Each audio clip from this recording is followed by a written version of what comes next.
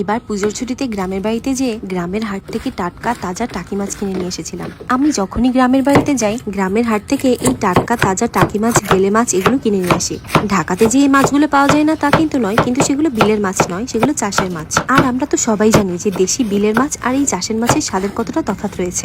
এই টাকি মাছের আমার সব থেকে প্রিয় দুটি পদ হলো ঝাল ঝাল করে টাকি মাছের ভর্তা আর ঝাল ঝাল করে টাকি মাছের চচ্চড়ি। চচ্চড়ি তো অনেক ধরনের সবজি দিয়ে করা যায়। আমার বাসায় যেহেতু ডাঁটা, করলা, আলু ছিল, তাই আজকের মাছের চচ্চড়িটা আমি এই তিনটা সবজি দিয়েই রান্না করব। করলা অনেকে খেতে চায় না তার তিতা স্বাদের জন্য, কিন্তু কেন জানি না এই করলা আমার সব থেকে পছন্দের সবজিগুলোর মধ্যে একটি।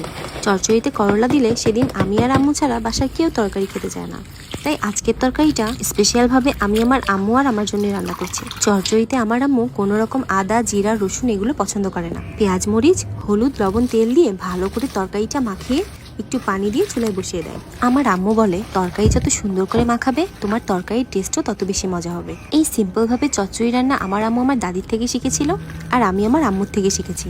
তবে এক এক বাড়িতে তরকারি রান্নার ধরন এক এক রকম হয়। আমাদের বাসায় যেমন চচ্চড়ি মাখিয়ে রান্না করতে পছন্দ করে, আমি আমার নেইবার্স আন্টিদেরকে দেখেছি তারা এই একই চচ্চড়ি কষিয়ে রান্না করতে পছন্দ করে। তাদের তরকারি রান্নার স্বাদ আলাদা হয়, আমাদের তরকারি রান্নার স্বাদ আলাদা হয়, কিন্তু খেতে কিন্তু দুটোই অসাধারণ মজা।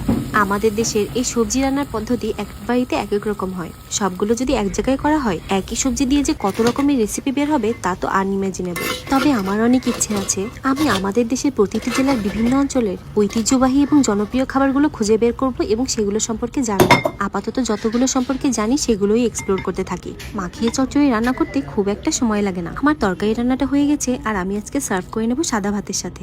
গরম গরম সাদা ভাত, দেশি বিলের টাকি দিয়ে ঝাল ঝাল করে করলা, আলু, ডাঁটা চচ্চড়ি। দুপুরের মেনুতে এই ধরনের দেশি তরকারি থাকলে সেদিন ভাতের পরিমাণটা একটু বেশিই লাগে।